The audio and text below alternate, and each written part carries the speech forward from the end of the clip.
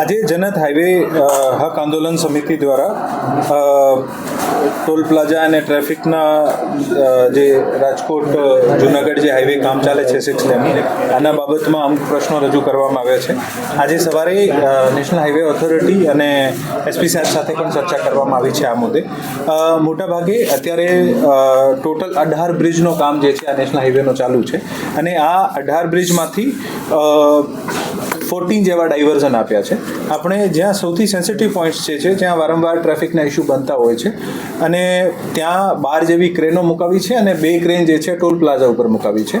આજની થયેલ ચર્ચા મુજબ એક બ્રિજ ઓપન છે અને 3 જે બ્રિજ છે આ જે 48 કલાકનો આપણે એક ડ્રાય સ્પેલ મળી જાય તો નેક્સ્ટ 3 બ્રિજ જે છે ઓપન કરી શકે છે, જેથી આજે ટ્રાફિક જે છે આમાં કાફી મદદ મળશે આને સોલ્વ કરવામાં.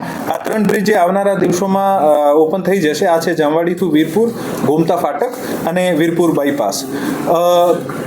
અમે એવી અપેક્ષા રાખીએ છીએ કે આ ડ્રાય સ્પેલ જેમ મળશે આ 3 બ્રિજ ચાલુ થશે. બીજું, અમુક જગ્યા ઉપરથી જેમ ટોલ પ્લાઝાથી આગળ સડક પીપળિયાથી જે ક્રોસ મુવમેન્ટ થાય છે આને કારણે પણ ટ્રાફિક જામના ઇસ્યુ થાય છે.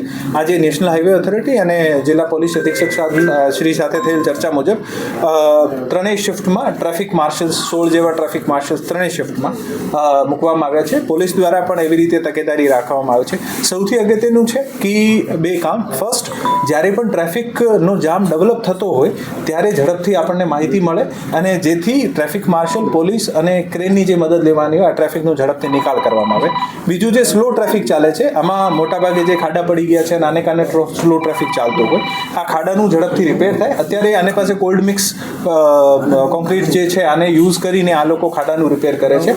આપણે ડ્રાય સ્પેલ મળશે, જ્યારે જેને ડ્રાય સ્પેલ મળી જશે ત્યારે બિટુમિનથી આનું જે છે પાકું ટ્રીટમેન્ટ કરવામાં આવશે, જેથી નેક્સ્ટ વરસાદ જ્યારે થાય ત્યારે આ તકલીફ ઓછામાં ઓછી પડે. પીડી અહીંયા છે, અમે નેશનલ હાઈવેમાં યોગ્ય રજૂઆત કરીશું.